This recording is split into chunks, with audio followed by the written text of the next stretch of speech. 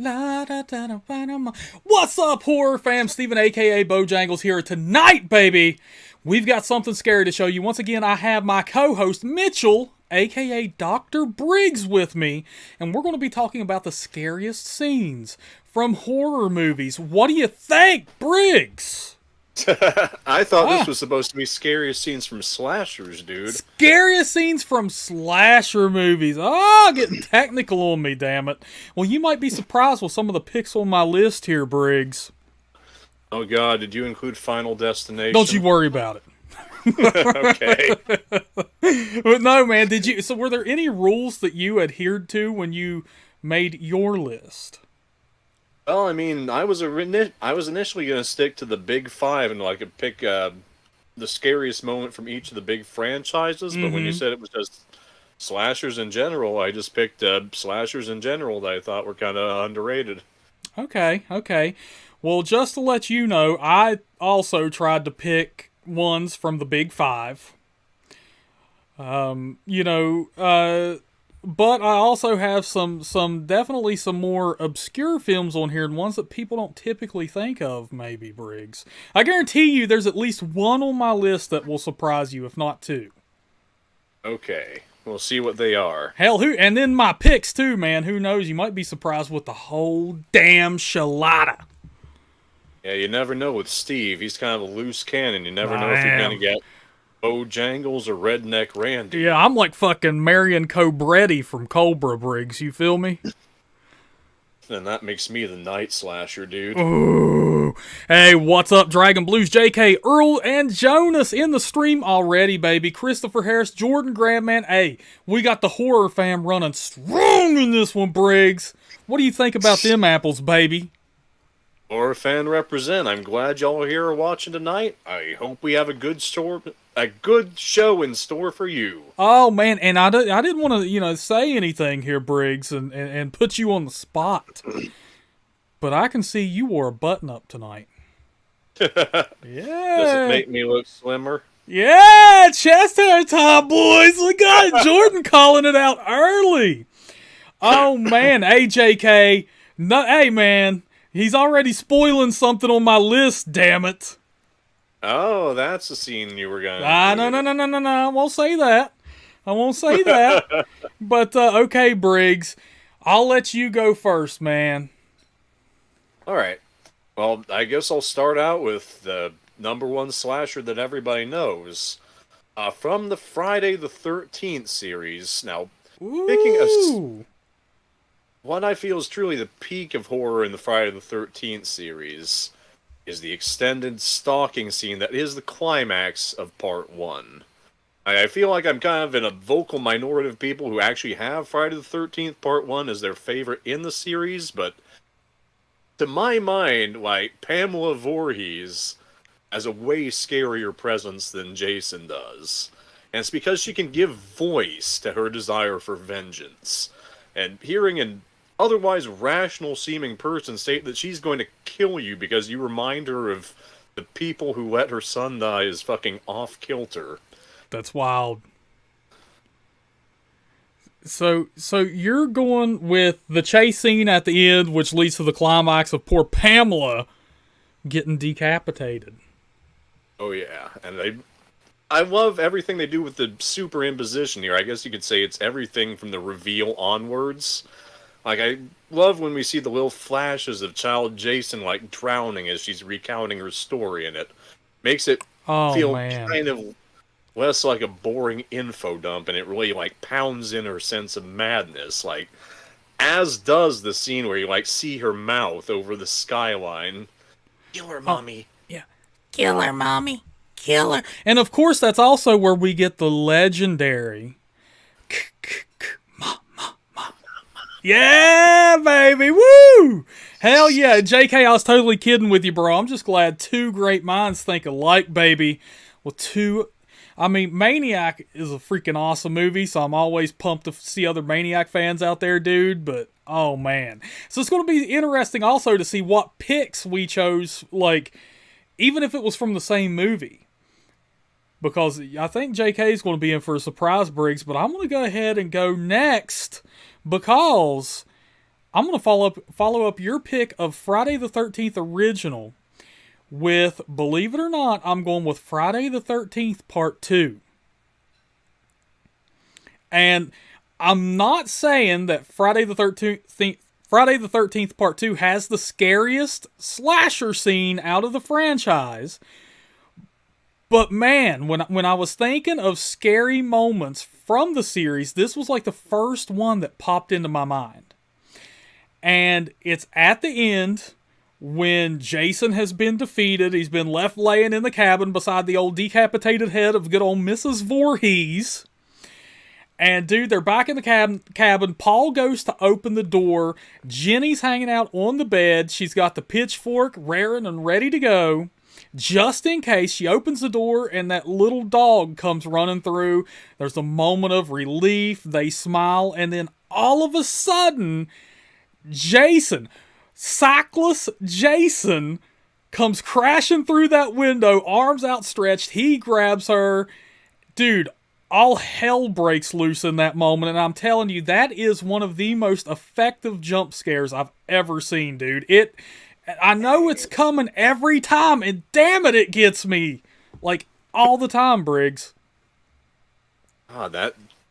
That's a lot of credit to any jump scare that can get you more than once. It really does. See why. The power, he kind of like lunged through the window that Jason had in the moment. It really does, man. It's directed in a way similar to James Wan, how he manipulates time. Like when you think it's like you're sitting there, you know it's coming, but you're not exactly sure when. And man, it just nails me every time, dude. Damn, dude. Yeah. And you say that's not for sure the scariest slasher moment in the Friday the 13th series, though? Maybe not. I don't have another pick lined up that could replace it, but I'm saying, man, that was the first one that came to my mind because it is highly effective. I can see how, like, part 2, it had some good-ass suspense in it. I can see JK thinks part 2 is the best of the series. In that respect. Yeah, man. Oh, and Justin Rounds agrees with us, Briggs. Oh, Pamela Voorhees is a freaking beast. What's up, Gory Tiger? All right, Briggs. What's your second pick? And keep in mind, mine are arranged in no particular order. I just threw Friday 13th Part 2 in there to follow up good old Briggsy. Well, I'm going to go on down the line because I definitely thought the most about, like, the big 5 during this list. Mm-hmm. So I guess I'd have to follow up with my pick from the Halloween series. Uh-oh. And I guess this is kind of contrary to my fandom for the original Friday the 13th. I think most people adore Part 1 in Halloween the most, but when I think of a scariest moment in the Halloween series, I never think of anything in particular from Part 1. Like, there's not a moment in the film that stands out to me as the peak of horror in it. Like, it's very much a film that's the sum of its parts. But the scariest scene in a Halloween movie to me would actually have to be from one that's kind of low on most people's list. And that scene's in Halloween 5, in which the mute Jamie Lloyd is looking out from a window in the clinic, and she sees Michael staring back at her. And she turns and runs down the stairs, only to find him right in the midst of coming into the building. Oh, shit, yeah. Yeah, okay, yeah. For sure. And I want to tell you, the setup to that scene is just like a nightmare that I once had as a kid of watching from the attic as Myers broke into my house. Like, I don't know if I've seen this scene before or not at that point, but the chase scene that follows in the film is as intense and as heart-pounding as any nightmare my twisted head could come up with. Yeah, Briggs, I think I've had that nightmare. That same damn nightmare. Like, you know, I don't think I've ever been in the attic, but I've been upstairs and Michael is coming in and he's not happy, dude. So, you're not alone, man. I've been there too. Like, if the rest of Halloween 5 were as good as that scene, like, God, Oof. it might be the strongest series of 5 movies in any horror series, but Yeah. the rest of it's kind of hit or miss. But just the sense of tension and claustrophobia, like, it's kind of the same as when he's chasing around the Myers house in the climax, but it just puts those scenes a step above. Well, you see, Briggs, I thought, because I'll go ahead and follow your pickup with my pick for scariest scene in the Halloween franchise. And there's a lot of good scary scenes in the Halloween franchise, man. I mean, Halloween 6, despite all of its flaws, has perhaps the most brutal Michael Myers we've ever seen. At least the most, like, indestructible, at least until the climax. Mm-hmm. Like, that son of a bitch is blowing heads up and everything else in that movie, and he just seems relentless. But I'm going to tell you, man, Halloween 5, I thought you were going to go with Jamie Lloyd in the laundry chute, because I think that is a just wild segment, man. Could you imagine the fear that's shooting through that poor little kid? God, can you imagine the kind of strength it would take to pull yourself up in that thing?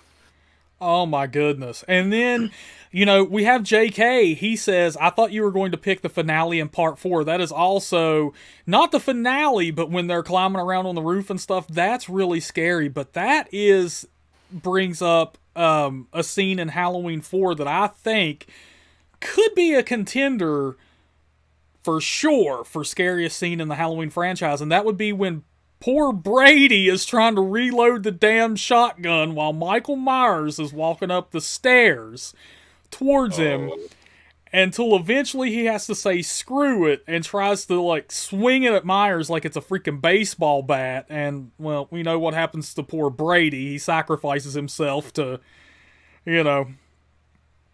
save Jamie and Rachel.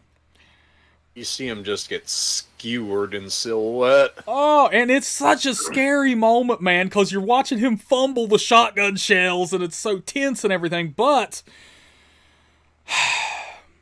I'm telling you, man, so the scariest scene, I think, in the Halloween franchise,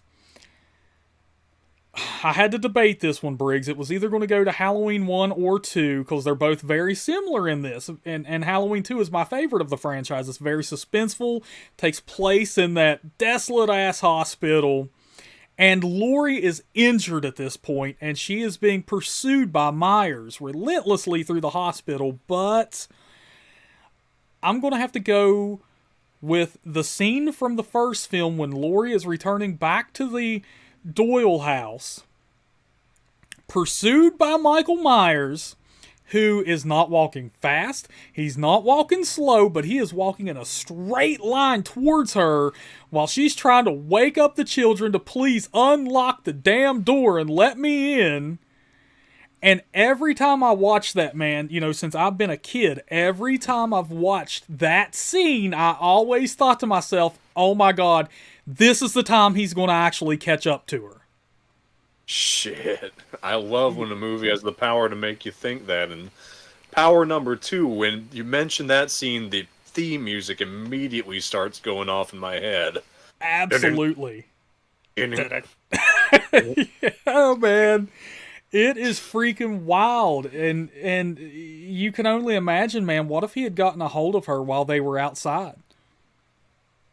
She'd be dead meat. She'd be dead freaking meat, man, because of all of her, like, survival instincts kind of, really kicked in. The fight response kicked in once she was inside the house.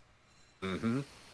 But, man, yeah, so I've got to give it to that, Briggs. Like I said, Halloween 2 was really close because she's injured in that one, and I think there's a ton of suspenseful moments, but I know that one's your favorite overall. It sure is, man, but I gotta go with the OG because that's where that scene came from. And plus, you gotta think, man, she just found all of her friends dead, and she's being pursued by this dude for, like, the first time. Like, he's actually chasing her. Mm-hmm. So, that's where I'm at on that one, brother, man. What do you have I'm following you up here, Briggs. I like our formula we've got going on, man. So what do you got for your third pick? I'll see if I can follow it, baby. Oh, well, I know you're going to want to follow this one up with a doozy, dude, because I'm going to be talking about the Elm Street series next, and I know I'm not going to be talking about one that you enjoy. Uh-oh. I know Bo's not a fan of New Nightmare at all. Personally, I loved it up until the last 20 or so minutes. Briggs, can you hear the seething coming through the computer right now, man? I was wondering what that was. I was hoping that wasn't tinnitus. Fucking tinnitus. The scene that won me over on New Nightmare, which to people who ain't seen it yet, is basically a Nightmare on Elm Street film that takes place in the real world. Mm-hmm. It has a manifestation of Freddy Krueger pursuing the real cast, particularly Heather Langenkamp. Yeah. Who, at that stage of her life, had a child and was dealing with harassment, which largely from creeps who were obsessed with her character Nancy Thompson. Now, in the film, as in real life, Heather's wanted to distance herself from her role in Nightmare on Elm Street. She didn't want to talk about her films, and she didn't want her kid to watch the films. Mm-hmm. But early in New Nightmare, the night after she dreamed about being killed during the making of another Nightmare movie, her house is rocked by a minor quake. And this quake sends 4 cracks down the wall in her bedroom. Oh. And we know what those 4 cracks look like. She goes downstairs to check on her kid, and she sees him, and nobody's turned it on, but he's watching the movie. And he's watching the scene where Tina's in a body bag calling out to Nancy. Yeah, oof. So she turns the TV off, and the kid just starts screaming, and the phone rings. As it rings, the kid stops screaming. Heather goes to pick up the phone. And we're greeted by her phone stalker, or hell, maybe Freddy himself at this point, scraping claws on metal. And just gets to 1, 2, and Heather slams the phone down. And it just reads on her face how much this role has haunted her, like in a way she had not bargained for. So so you're saying it's not only a scary scene in the fact that it was written that way, but Heather Langenkamp, the actress herself, played it well. Yeah. It shows, like, what somebody in that role who's become famous through being kind of a victim, survivor, what have you, and how that's affected her, like how that's affected how people treat her and the kind of people she meets as a result of it. And it's at that point where we see her reeling that the phone rings again. And at that point we're expecting the classic trope of it being someone else and it having kind of a funny, emotional reaction. She picks up the receiver and says, "Freddy's coming for you!" Ah! Oh, God. Man. Yeah, so... Go ahead. It's subtle as shit about the lead into the scene, too. Like, the part where she's watching the film on TV, it's cool because when Tina's sliding her hand down the inside of the body bag, like, we hear claws cutting the bag open. Ooh. Original. Yeah, man.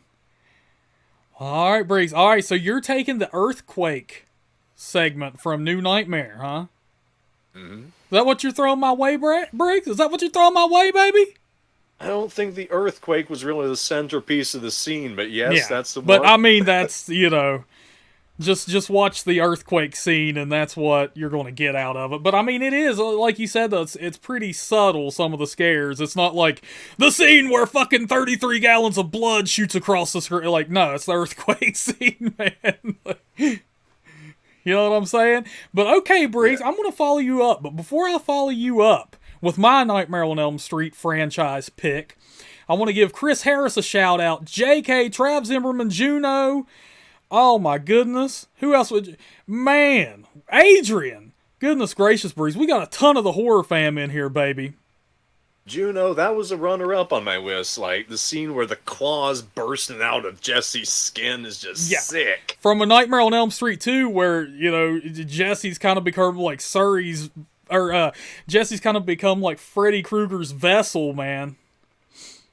Yeah, so, I mean, yeah, that's pretty cool, Juno. And Trav Zimmerman says the scariest thing about A Nightmare on Elm Street 2 is the coach. he's getting that ass whooped in that shower, boys. Literally. Oh, man. Let's see. Damn, Trav says he lost all interest in the Nightmare on Elm Street series after part 2. Damn, that's a shame because Nightmare on Elm Street 3 is my favorite. Maybe you just didn't like the fantasy action element, and I can see why.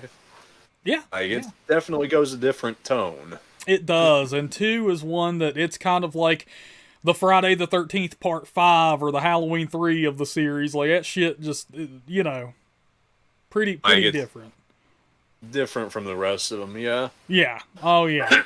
All right, man. So here is my pick from the Nightmare on Elm Street franchise. And I want to know what everybody else's pick is from this franchise. It can be any of the movies. Briggs picked New Nightmare. Briggs, can you guess which film I'm going to go with? Are you going to say the puppet scene from Dream Warriors? I am not. That would be Dragon Blue's pick, though. Briggs, Gory Tiger. With the Dream Warriors! Don't wanna dream no more! Yeah! Dawkins should just hire us, I'm telling you. But Briggs, Dawkins 2.0. Briggs, I'm going with the original A Nightmare on Elm Street for scariest scene from that franchise, and I'm going to tell you why. The first damn kill in that movie, we see young Tina after making love to her boyfriend. Now, you got to think of the state of mind that puts you in, dude. She is blissed out. Rod is blissed out, man. They're sound asleep, as well as she can be anyway. I mean, she's been tormented, haunted by these nightmares, dude. But holy crap, Briggs, she literally gets drug around the room. We're talking the walls, we're talking the ceiling, she turns into a damn helicopter in the middle of the room, accidentally kicking Rod in the face when he tries to help her. I mean, Freddy is literally dragging her around the room, dude. Fucking brutal. Like, by Elm Street standards, that shit is just raw. Like, absolutely raw, brutal, in your face, and then it all ends in a gory finale bloodbath, man, when those claw marks come down the length of her abdomen, dude. I'm telling you, man, like that, and, okay, I'm going to throw in an honorable mention on this one. I had to. I'm going to throw in Johnny Depp's death scene, because he gets sucked into the bed, and then we have absolutely no idea what in the hell happened to him. Because a fountain of blood comes shooting up, man. Like, what in the hell just happened to him, man? A fountain of blood comes pouring out of his bed, filling up his room. God damn, dude.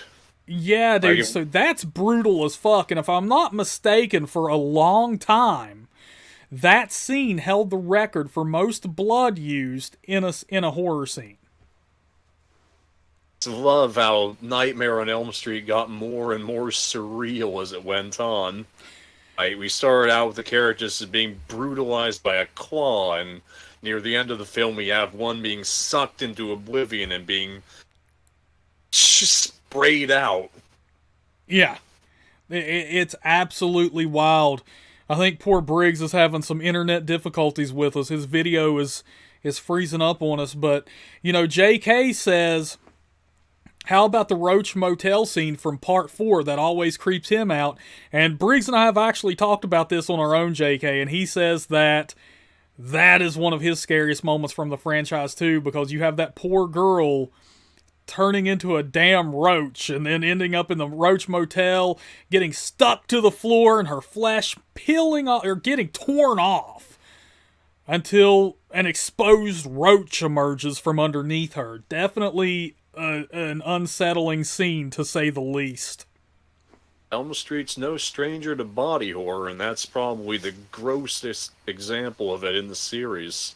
Absolutely not, man. And hey, while Briggs is experiencing this bit of difficulties, let me see what some of you said was your scariest picks from slasher film franchises. JK has the Roach Motel from Part 4. Chris Harris says he loves in Part 4 with Rick Johnson's Kung Fu exercise and Alice doing the nunchucks exercise. And then Tracy's kickboxing montage from Freddy's Dead. That didn't really scare me, Chris Harris, but I could see why you would enjoy that, man. Let's see here. Great Jonas Acosta said Grady's death in Nightmare on Elm Street 2 gets him as well. And yes, Juno does mention that Johnny Depp's dead body was supposed to float out of the bed at the end of that scene, but it ended up being cut. That scene is out there if anybody wants to check it out. Chris says Mark's comic book death scene from Nightmare on Elm Street 5, which is really good. I feel really bad for Mark, man. Not only did he lose poor Greta, but he finally gets to become, what was it, Briggs? The damn... that Punisher-looking thing. Crimson Crackhead, I don't know. I can't remember. I know the name of it. Oh my god, it's right there, but I can't think of it. Adrian Grayson agrees the roach scene scared the crap out of them. And Jordan Graham says his pick is the autopsy of Jane Doe, especially that scene where the bell is on the corpse. The Phantom Prowler. Thank you, Chris. Thank you, man. I knew you'd get it for me, brother. All right, Briggs. I see you're still having some issues with your camera, but I think your audio's coming through okay, dude, if you want to give us your next pick. Well, for the next one, I was going to do the Texas Chainsaw Massacre series. Okay, let me guess which film. Let me guess which film Briggs chose. Right. The original. How original of you, Briggs. Hey, the Texas Chainsaw Massacre from '74 is the best horror film ever made, so it stands to reason Here we go. that the ending would be the best scene in the series. And I love how people love to restate the fact that Texas Chainsaw Massacre '74 is not that bloody or gory of a film. Which I'd say, okay, that's noted. But it's nowhere near blood-free, and it more than earns its R rating in pure physical brutality. Case in point, when at the climax of the dinner scene, the family hands Grandpa his sledge and lets him crack away at Sally's head. He's a one-hitter, Briggs. He was a one-hitter once upon a time. Yeah. But this time, he's just beating her over and over, and the camera never cuts away.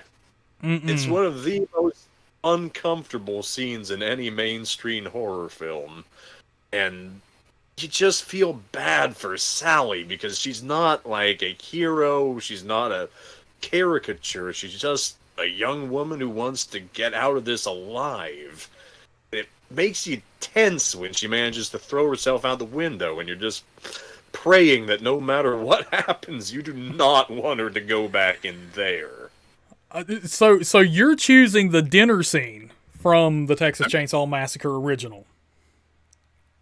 I would actually go with the climax to the dinner scene and the chase that follows it. Okay. And I think one thing that's super underutilized by horror filmmakers that Texas Chainsaw Massacre just has in spades, it's a chase scene with both the pursuer and the quarry on screen at the same time, where you can see how close, you can practically feel the chainsaw or the hitchhiker's razor on Sally's back. She doesn't get a break. We don't cut back to Leatherface running down the stairs 20 times as she makes it to the highway. She's 2 yards from the doorstep when Leatherface and the hitchhiker start chasing her and start to gain ground at that. Oh yeah, that son of a bitch came out with a vengeance, but the real question is, Briggs, what did you think of Black Maria? Like, how do you think that poor son of a bitch felt when he just happens to drive by and Leatherface is out there just fucking sawing away at his door, man? Just like added to the chaos, dude. Like it's not like a hero moment, and I love that about the film. It never gives you like a hero moment where you feel you're safe again. Not until Sally's already on the back of a truck and screaming her head off. Oh, man. Yeah, okay, yeah. And, you know, one thing that I've always liked about the finale, and the dinner scene in particular, is how conflicted the cook seems to be. Like, you know, he says he never could take any pleasure in killing and stuff like that, man. But then all of a sudden, you know, as it goes on, and as she and all this, and as they essentially torture her at the table, both emotionally and physically, eventually, the cook starts to crack smiles and seemingly enjoys himself, man. So I mean, that just hammers in how crazy it all is, man. Like, even though they'll like pay lip service to like being human, like at the end of the day, they're like animals looking for a meal. It's crazy. Well, Briggs, you definitely have someone here who supports your decisions, because Adrian Grayson says, in my opinion, I think the Texas Chainsaw Massacre is a bit better than the 78 Halloween. I would love to know your reasoning for that pick, Adrian. But Briggs, well, I just would. I'm not insulting it. I'm not talking shit either way, man. So You best not. okay, Briggs. So I'm going to follow up. I picked one of the scariest slasher scenes, and it comes from a Texas Chainsaw Massacre film, and I wonder if you could guess which film I chose. Could it be the 2003 remake of the Yes, Briggs, the only fucking Texas Chainsaw Massacre movie, baby. Good on you, son, for recognizing the genius of the Texas Chainsaw Massacre remake. Okay, the scene Briggs. you're picking, it better be the only good scene in that film, aka the chase through the laundry. Well, that is part of it, Briggs. Okay, so here we go. Picture this, man. So Jessica Biel, Erin, is looking for her boyfriend. They have no idea where the hell he's been. But she goes back to the old farmhouse to see if she can find him with the aid of Andy, their friend, to see if they can find Jessica Biel's boyfriend, man. They go there. All of a sudden, this legless dude in a wheelchair gets pissed off at him. He starts raising hell. Before you know it, Leatherface swings that freaking door open, man. Scares the shit out of both of these two young individuals. They're scrambling to get the hell out of there. End up falling down. They do end up running and going through the clothes hangers, man, with the sheets hanging on them. Poor Andy gets his leg sawn halfway off, like from the knee below, which is fucking brutal. And we see Leatherface go over and pick him up like a sack of freaking potatoes over his shoulder and carry him in the house. Now that's scary and brutal, man. But that's not my pick for scariest scene. Instead, as the scene continues, Erin runs back to the van where Pepper is, and, you know, they're trying to get the hell out of there, man. And Leatherface eventually attacks that van with them inside of it. And, you know, they're trying not to let his ass in and all this, man. They're going nuts. Pepper ends up running out of the van. Leatherface abandons his mission to run after Pepper, chases her down, saws her the fuck up. But in slow motion, he turns around to look at Jessica Biel, and he is wearing her boyfriend's face. That, to me, is so impactful. So look at all the shit that just happened, man. So suspenseful. She just watched Pepper get absolutely annihilated. She's been wondering where her poor boyfriend is. She does not want to leave without him. And then she not only... I mean, could you imagine how creepy that would be, man? Coming to the realization that not only is your boyfriend dead, man, the love of your life is gone. but this huge son of a bitch is wearing his fucking face. I can see why you picked it, man. I'll give you that. Yeah, Briggs. I had to go into story mode there a little bit, man, but that is such an intense moment, dude. Well, I get that its moments for sure. Yeah, the father It's of not her like- unborn child. That's a good point, Dragon Blues. A lot of people don't know that Jessica Biel, her character, Erin, was actually pregnant in the film. I've heard such. Yeah, it's true. Yeah, thank you. Jonas agrees with me, baby. Gory Tiger saying, barbecue, Gory. Man, oh man, I don't want him as my friend, dude. Jeez.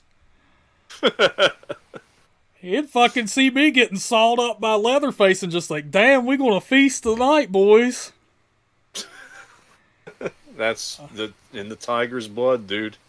Yeah, I'm telling you, man, he got that tiger blood in him, like old Charlie Sheen, Briggs. All right, Briggs. So you agree with my pick, though? You think it's a good one? Yeah, it's a good one. Okay. Well, then I'll let you continue on to your next pick, brother man. Well, next I was going to pick the Child's Play series. Ooh. And good luck picking one other than mine, because I think we'd step on each other's toes. I can't bring myself to choose anything else from the series, because there are few better constructed suspense scenes in the genre than the one in which Andy's been taken away from Karen for seemingly killing two people. As she sulks to her apartment, she inspects the box that his new talking toy Chucky came in, and a pair of batteries falls out. The bravery that woman has to walk over to that toy at that point and pick it up to check and see if there are any batteries already inside of him is nothing short of legendary, and probably saved her ass, considering how many victims in Chucky movies die by letting Chucky out of their sight. Yeah, man. That is such a... You can't forget the jump scare, like at the very end of that big long suspense moment. The head turns around. Hi, I'm Chucky. Wanna play? And then she dude, I would react the same way. She drops him, he rolls under the couch. What do you do at that point? The balls on that woman, man, to search under the couch and pull Chucky out and then start interrogating him until she eventually pisses Chucky off, and in Chucky fashion, he goes ape shit, for lack of a better term. But man, that is, yeah, that, if I was making a list of the top oh shit moments in horror, man, that would have to make it. So, what's your number 2 pick from the Child's Play series, dude? Oh, so you're gonna do me like that, are you, Briggs? Well, what do you say, man? You're gonna do me like that? I can't believe that. Okay, so how do you even know I have a pick from the Child's Play franchise on this list, Briggs?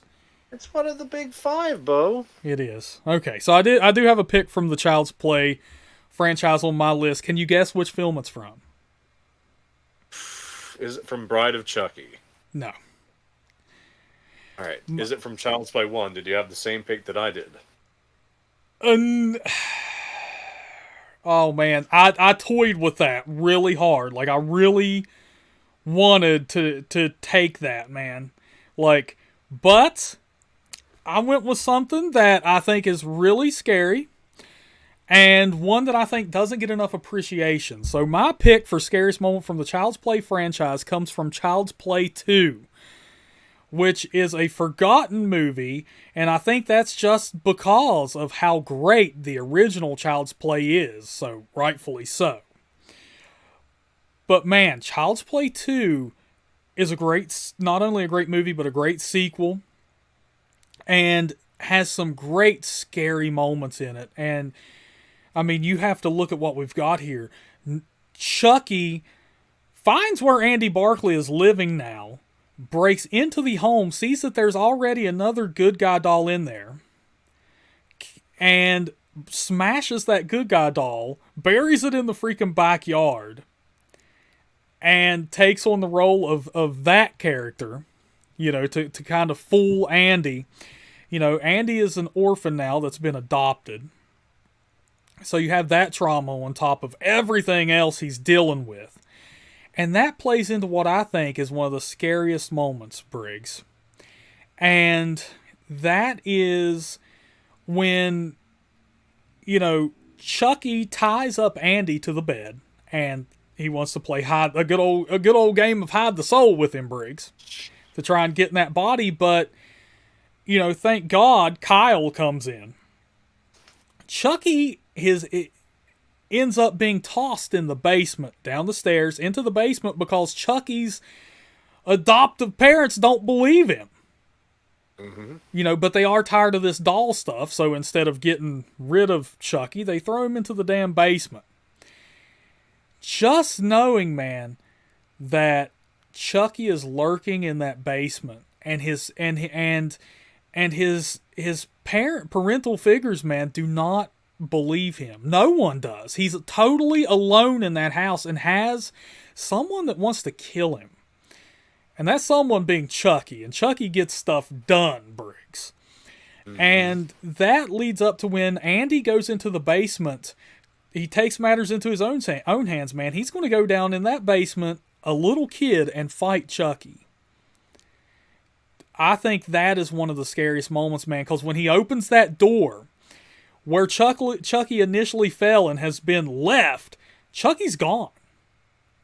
So Andy knows Chucky's down there and running around, but he has no idea where the hell he's at, and he goes down there looking for him to, engage him in this ultimate battle, and we know how it goes, Briggs, but man, I think that has to be, imagine how terrifying that would be for that kid. Absolutely. I myself find Child's Play 2 to be, horribly underrated. I think Child's Play 1 has got the higher highs, I think, for sure, but 2 is a more consistently tense film.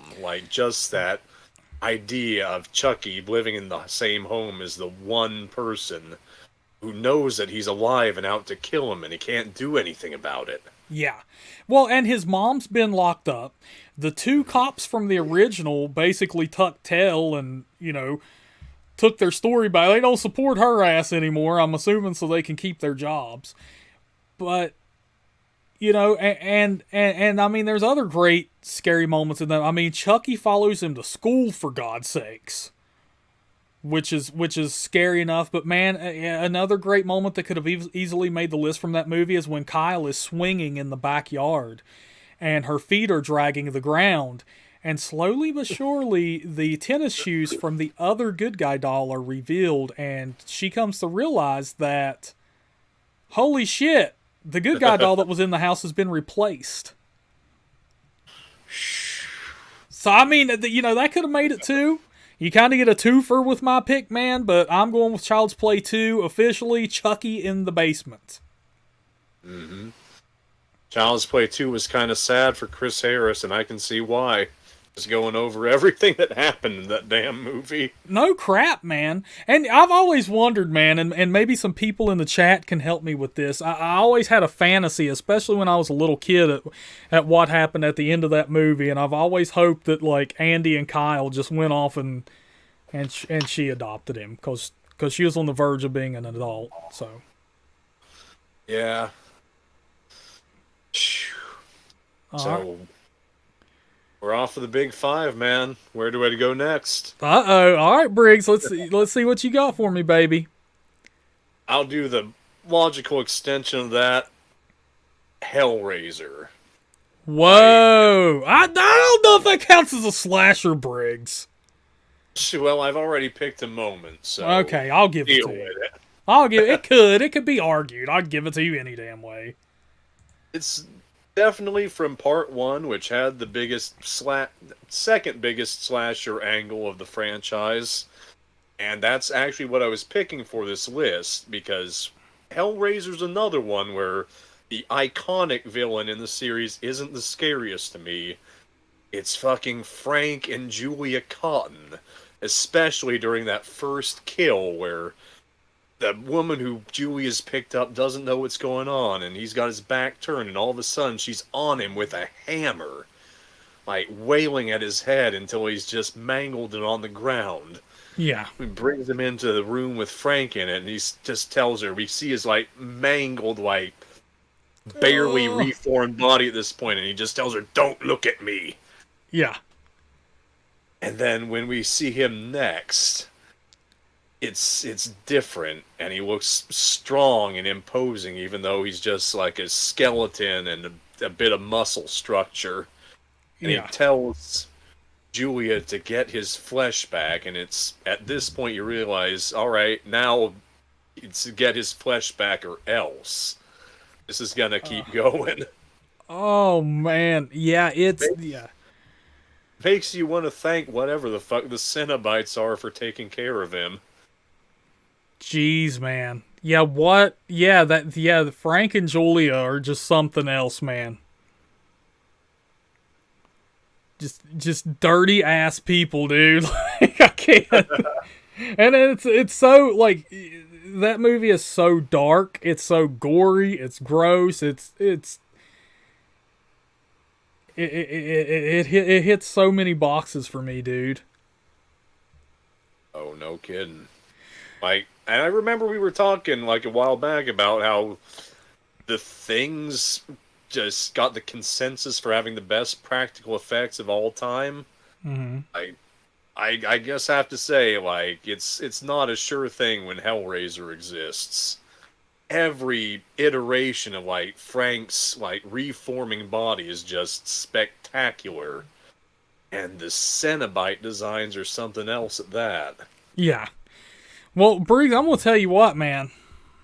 I went with something that's probably going to blow your mind, and that you could. I'm throwing this pick up here next because you could argue that it's not from a slasher movie either, and guess what? It's not.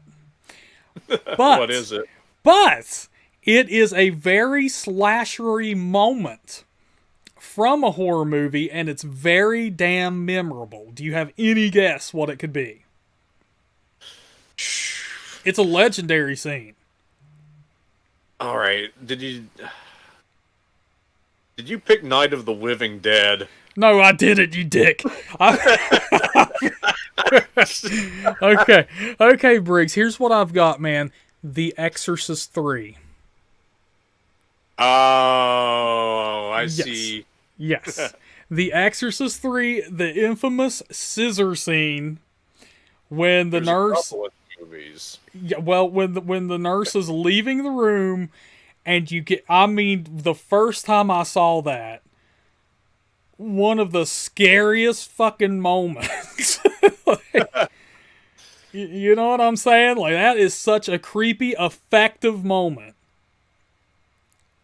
The walk of Gemini as he just approaches so nonchalantly from the back, and the whoosh, the kind of rushing wind sound effect that goes along with it. And it's over as quick as it happened.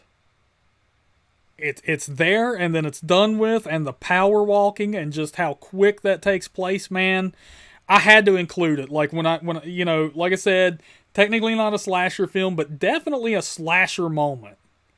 It gives you just enough time to know unequivocally what happens. Like, yes. It doesn't leave you. It's not so fast it leaves you guessing. It's just fast enough. Oh shit.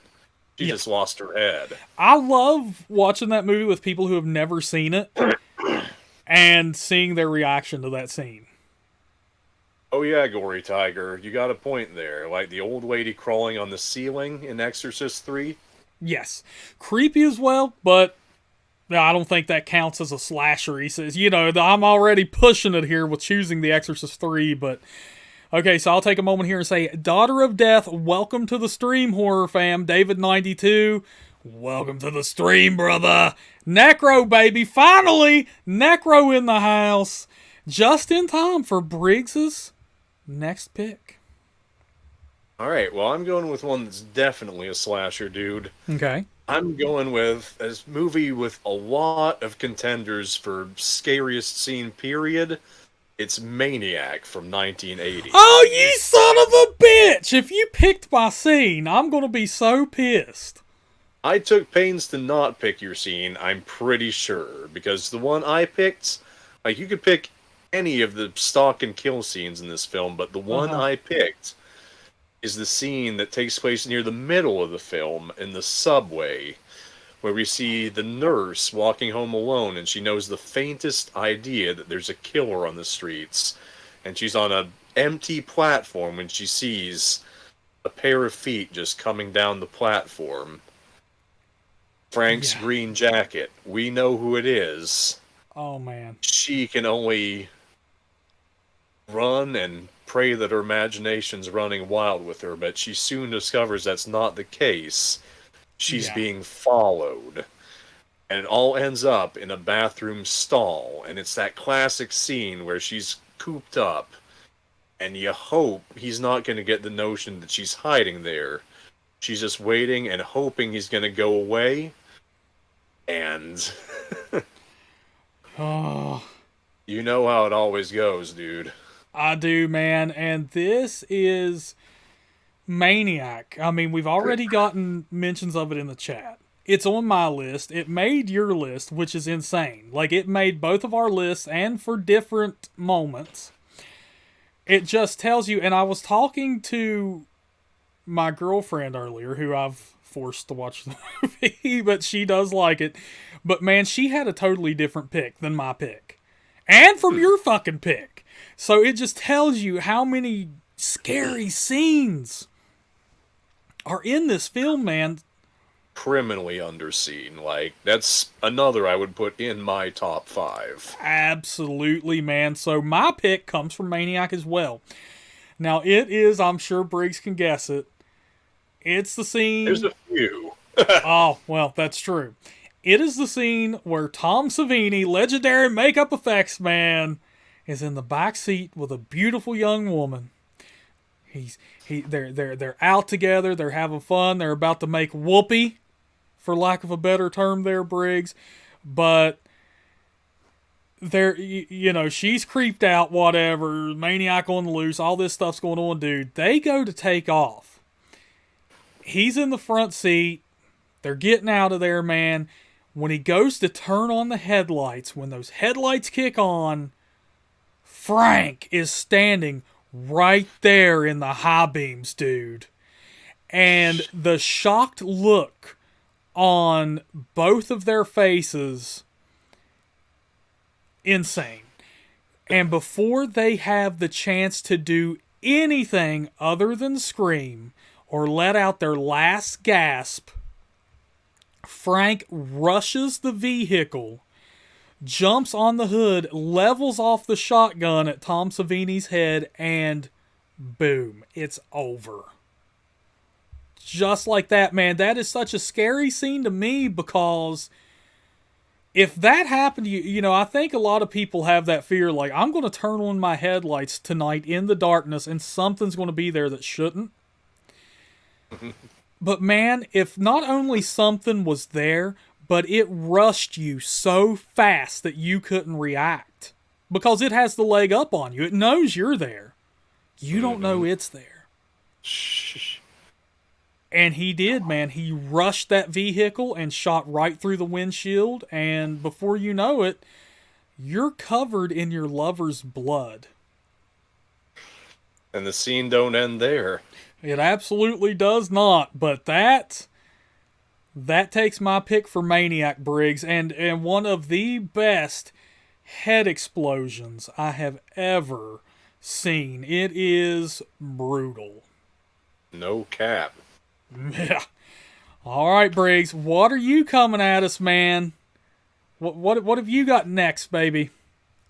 Well, I'm going to go festive next. And I'm going to mention one that I know you've got a holiday slasher on the list. I'm just going to say, if you pick the same damn movie I picked again, I'm going to shit my pants on stream right now. You might. I picked Silent Night. God damn, didn't he? Briggs! We're like freaking Firestarter, man. Like, we're fucking connected, dude, because Silent Night, Deadly Night's on my list, too. I thought your ass was gonna pick Black Christmas. I did. I haven't even gotten to Black Christmas yet, which is, matter of fact, that's our thumbnail for this episode of the podcast. But I Silent Night, Deadly Night, I wouldn't put it up there with the level of Maniac or nothing, but it is another one I do find to be genuinely underrated. And I think that goes back to its reputation that is getting panned by critics and like media watchdog groups before it even came out. So it gets kind of a reputation as a trashy picture, but I think there's an art behind making something so like dark and dirty. oh, it is. And I think the scene that's the epitome of that is it's close to the introduction of the film. Oh, man. Parents are taking their kid to see their grandfather in a mental institution. And for the most time, the grandfather is catatonic. They just come to say hi, give their love to him, see if he reacts to them. And he doesn't until they leave the kid alone. And it's at that point the grandpa starts telling the kid about Santa Claus, and what he has to say isn't anything nice or reassuring. He talks about how Santa only gives you gifts if you're good, and how if you're bad, he punishes you. And he leaves it vague. But he does leave with a sentiment that if the boy sees Santa Claus tonight, he'd better run. And that's my scariest scene in Silent Night, Deadly Night, but just to drill in how dark it is, this boy is going to grow up to be a killer Santa Claus, and it's because he sees a crook dressed as Santa Claus. Let me take that, Briggs, because that's where my pick comes in.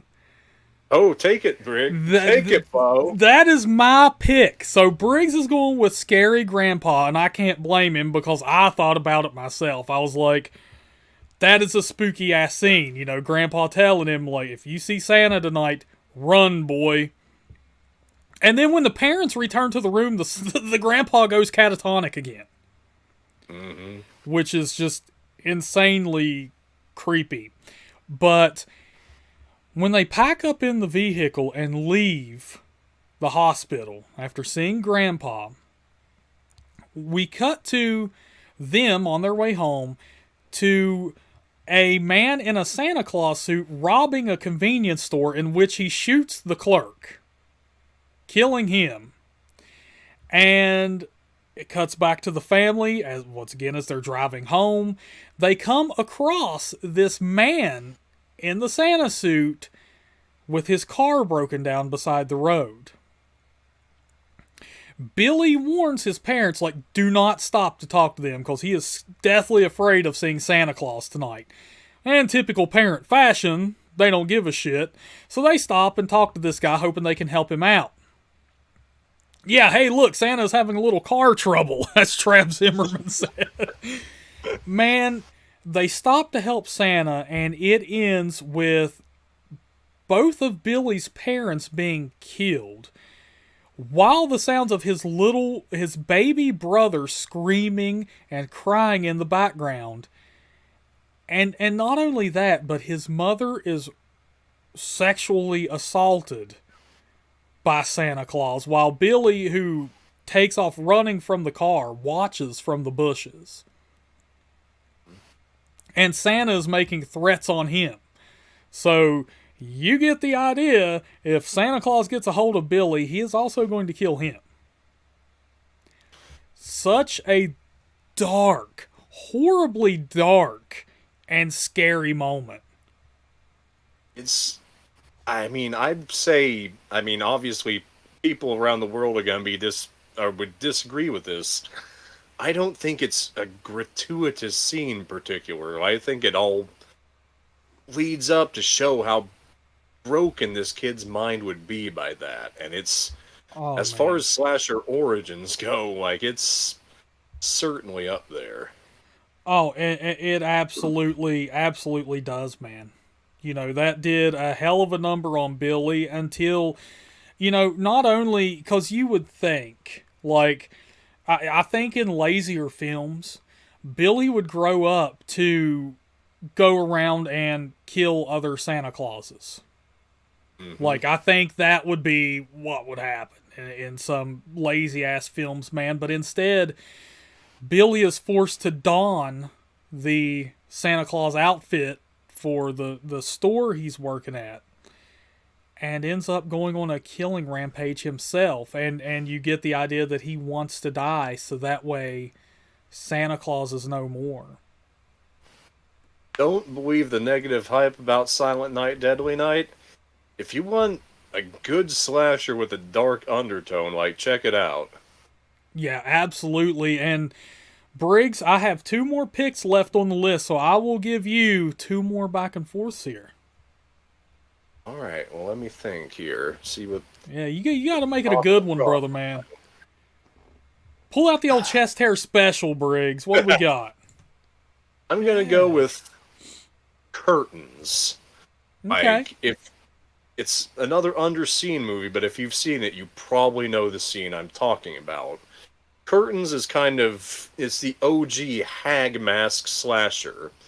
And the scene that I consider to be the scariest in the film is one of the cast of victims in the film. They're all actresses in like a ski lodge. She's going skiing on the snow, and she finds this doll buried underneath the snow, and she takes it out and she examines it. And as she's looking at the doll, we see this black-clad pair of ice skates skating up to her.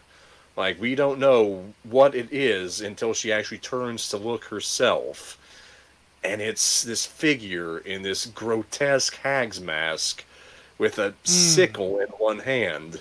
She comes up, she decapitates the doll with one swing, and then she takes Christy, the victim, to the ground, and we just see her as she's trying to, like, wring her neck, like, cut her head off, and you just see this awful mask staring down at her while this is going on. And it's just a striking scene visually. Absolutely. Like, It's one of those images that you're never going to forget once you've seen it. It's like burnt into your mind. mm-hmm. You know, so that, you know, that's just one of those that will stick with you, even though Curtains is one of those movies that I think I've only seen it once. It just has that effect on you that you will remember that damn scene, though. I could picture it the whole time you were describing it. So, all right, so what's your next pick, Bo? My next pick here, Briggs, I'm going with The Strangers. Ah. And you know, man, there's some good moments in this one. Some very good scary moments. Namely, you know, when Dollface comes up to the door and asks if Tamara is home. And when, you know, no. He's like, are you sure? I think that is a great moment, but it hasn't really hit the characters yet. What the hell's going on? I think the cell phone moment is another really good one when Liv Tyler, you know, her cell phone's missing and she sees it in the fire. So at this point, she knows that they're in the house. Mm-hmm.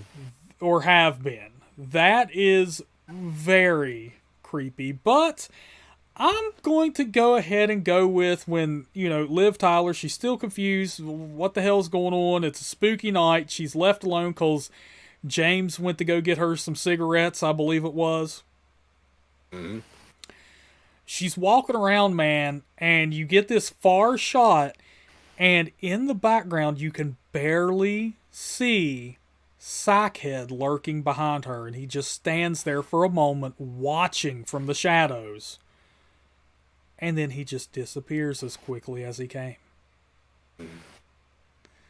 I love how The Strangers, like, it didn't pay off every spooky moment in the film. Like, some of it was just there to put you on edge and make you wonder, Yeah. if something was about to happen. Yeah, he's just lurking in the shadows, man. He doesn't show up, and there's a big fucking string quartet playing, he doesn't bang on the door nothing. He's just there, and then he's not.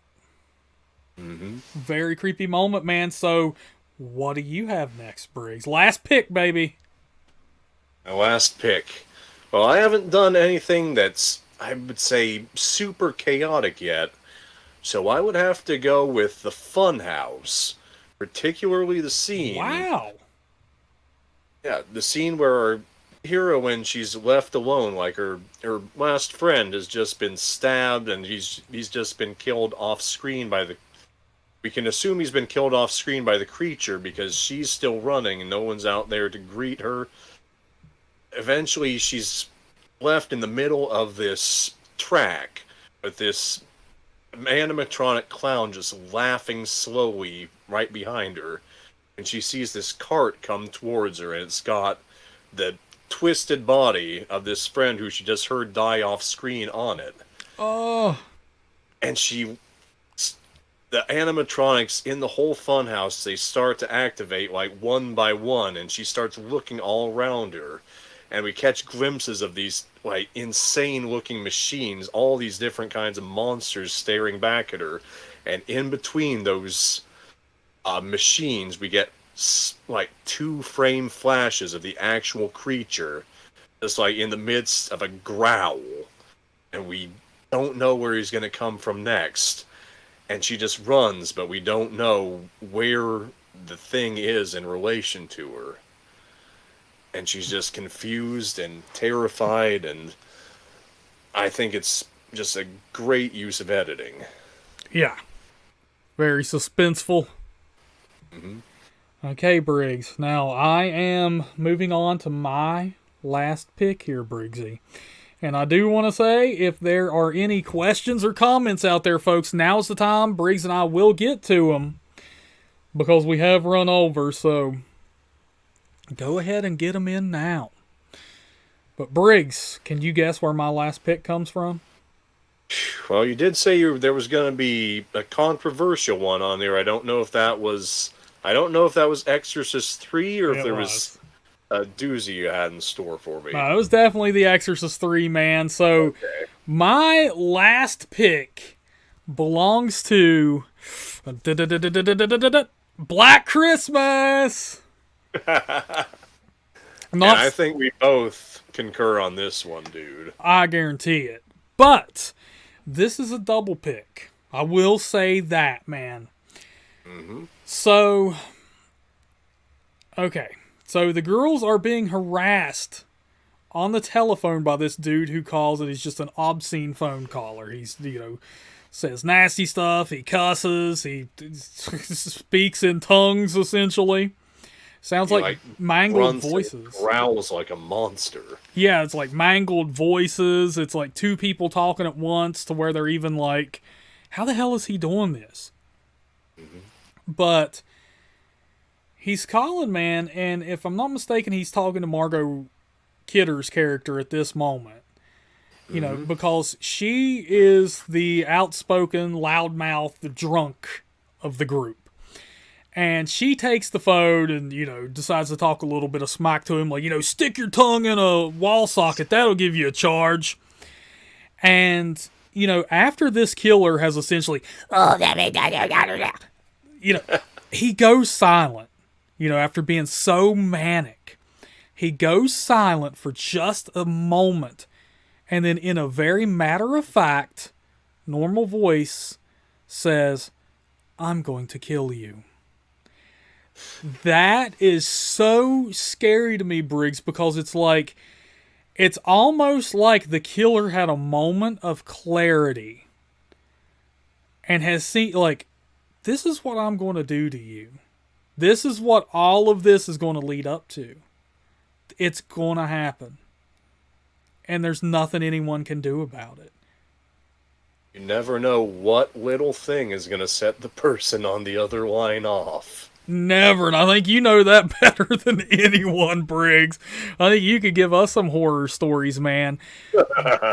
But So, and then my second pick from the film definitely has to be, they're trying to trace the calls because, the killer is still harassing them via phone.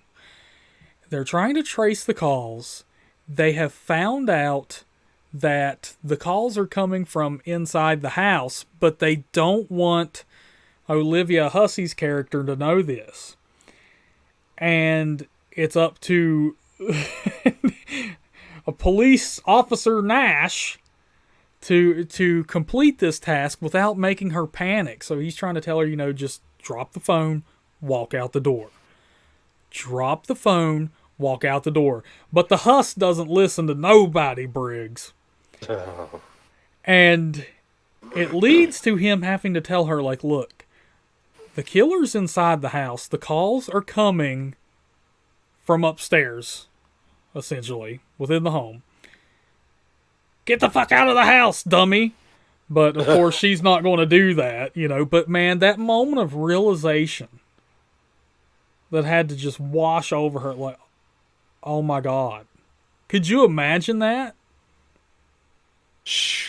I think there have been times, obviously, it's based on urban legend, that particular scare, but I think that's probably the best it's been pulled off in any one film, in terms of being part of the overall experience, especially considering the reason they have to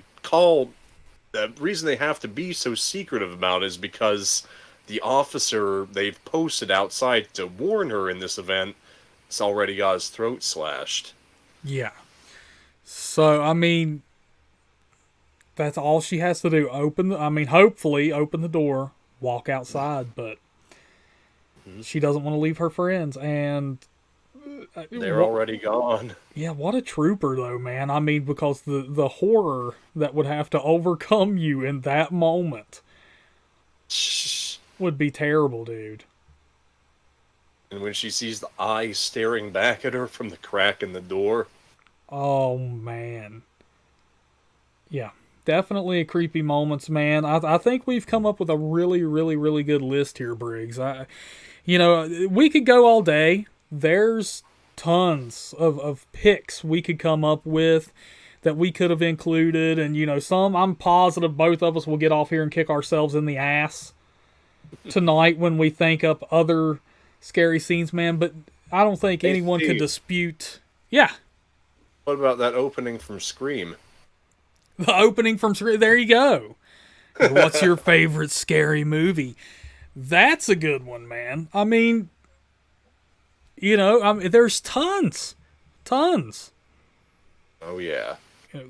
Kendo, man. Welcome to the stream, brother, man. He says, I agree. Calling from inside the house gives me goosebumps when the police say the caller is in the house. Hell yeah. Yes. Man. Yeah, Trav Zimmerman, holiday-themed slasher flicks are the best. Hell yeah, dude. They're so fun. And yeah, JK gets it, man, and he becomes completely lucid when making his threat. It's so... Dude, such a creepy scene, man.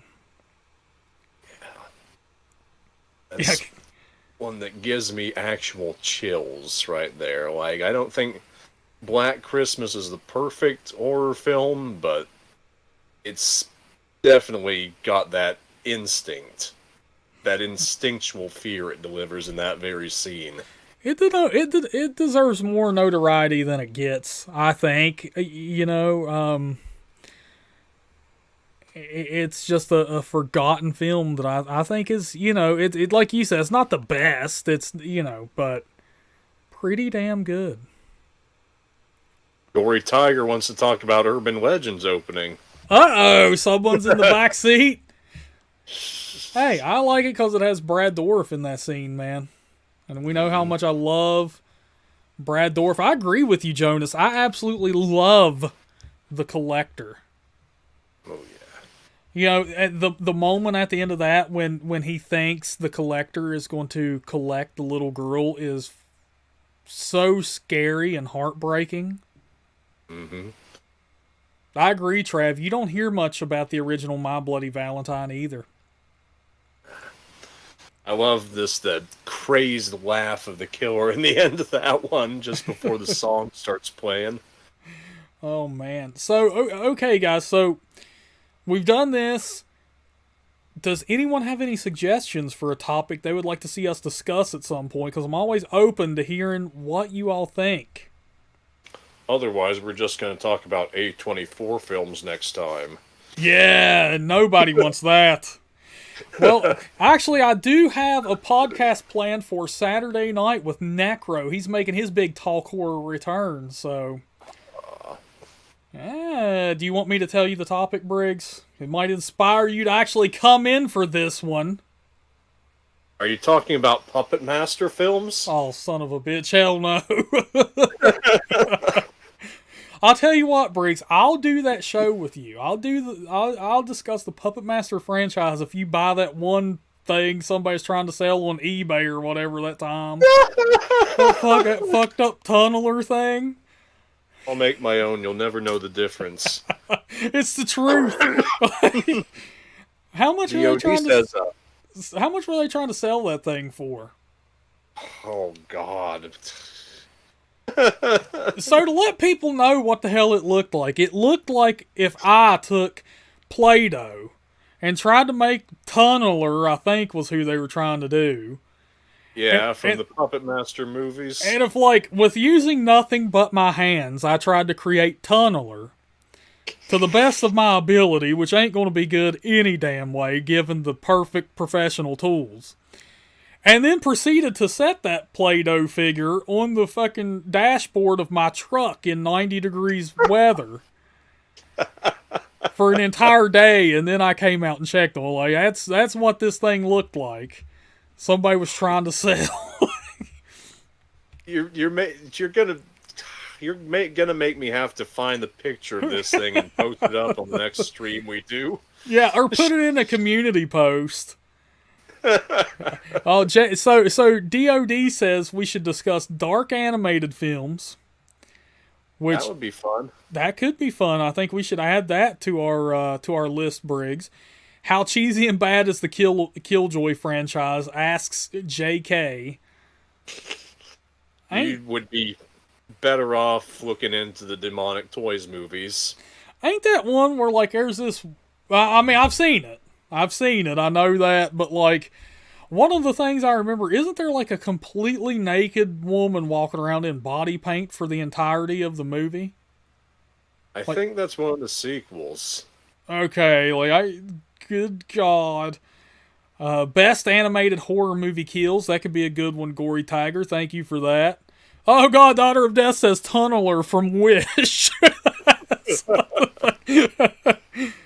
Oh man. Okay, so Kendo says, or Kendu, however you want to say it, says, why every time a car stops, they turn off the engine with all the lights on? You can't cure stupid, people! That's a good point, Ken. I think that is a horror movie trope that drives... I'm so used to it, I know Briggs is too, but man, when I make Anna watch some of these movies, she is like, what the actual fuck? Why does the car never start? Because in some movies, they try to, foreshadow it.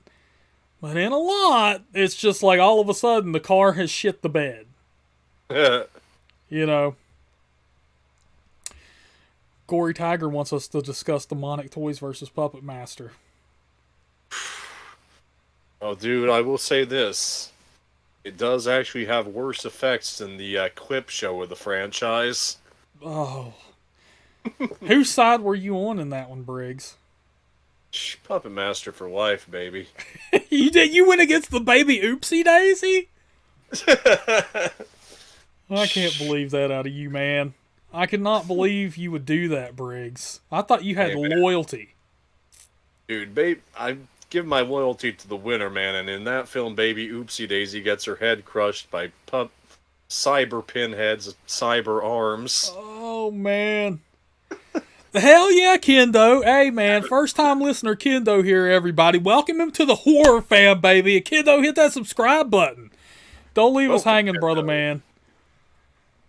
Hell yeah, dude. So Kendo, just to inform you, typically I do one of these every Saturday and Thursday. Like it's pretty much a given thing.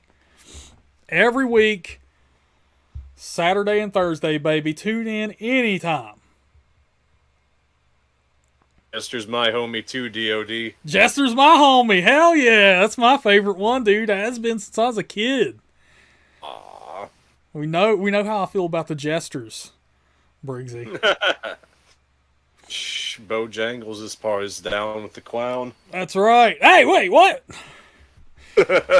All right, my friends, we're running 20 minutes over here, so if there's any questions, comments, or requests to see Briggs's sweet ass chest hair, maybe with a little bit of moo lolly lolly, we can make that happen. What's up, Billy Judd? Hey, man, a senior member of the horror fam right there, baby. What's up, Billy Judd? We just got a new What's your member. favorite slasher moment?